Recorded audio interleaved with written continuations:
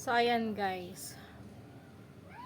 Siyempre, hindi natin mapipilit ang sarili natin sa ibang tao na magbago sila.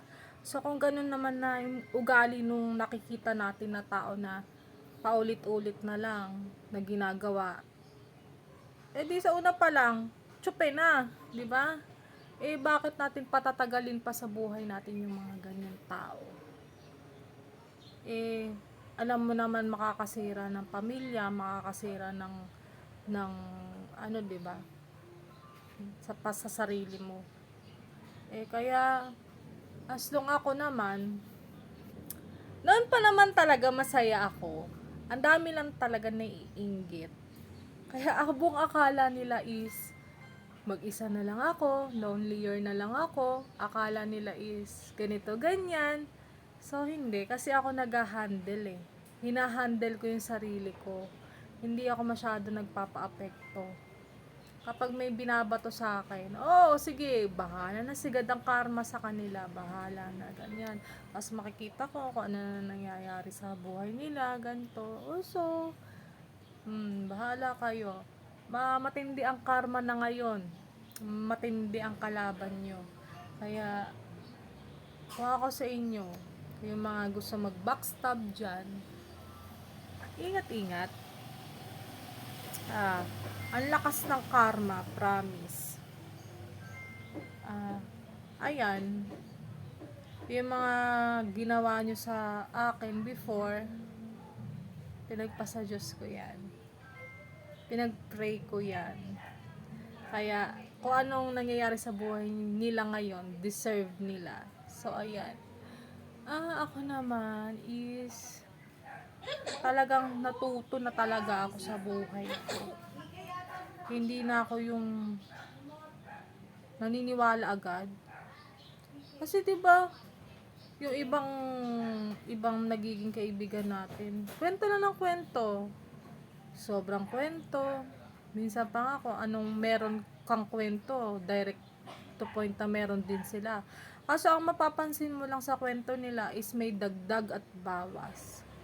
So kaya ako noon, pagka halimbawang may gusto ako ikwento, medyo ano lang, dinadaan ko sa kalokohan para hindi nila malaman na kung ano yung talagang totoo sa hindi sa mga kwento ko. Kasi alam ko sa sarili ko na iba-backstab nila ako. Kaya minsan, yung mga kwento ko is ano, yung iba, not really exact story talaga ang binibigay ko sa kanila. Kasi, yung mga totoong tao, alam nila kung ano yung totoong ako. Alam nila. Kaya, doon ko malalaman kung sino talaga nagbabackstab. Sa story pa lang, sa storyteller, pag nagkikwento ang tao, malalaman mo na kung ano talaga yung totoong sinasabi nila sa hindi. Kaya, medyo talagang aware na ako. So, thanks God ako talagang pinapaboran ako ng langit. God is good all the time. Diba yan? Kahit mabait tayo, ang ika nga, kung anong ginawa mo sa kapwa mo ay siyang babalik sa'yo, diba? Paulit-ulit ko yan sinasabi. So, ngayon, mahirap kasi. Sobrang hirap talaga pag talagang nagpapatawad ka ng tao. Kaya ako unlikely na ginagawa ko na lang is pinagpapasa Diyos ko. Pero, yung pagpapatawad, ibinibigay ko na lang sa Diyos yun. Pero para sa akin, ayoko na. Parang nakakapagod na. Nakakapagod yung may sama ng loob. Kasi hindi naman ako yung maapektuhan sa sama ng loob kung hindi sila. Kaya tignan mo yung buhay nila down. Kasi kung ano nakikita nila sa ibang tao, inaano rin nila sa sarili nila. Yung pa inggit, no? So wala naman din mangyayari sa mga inggit na ganyan, di ba? No.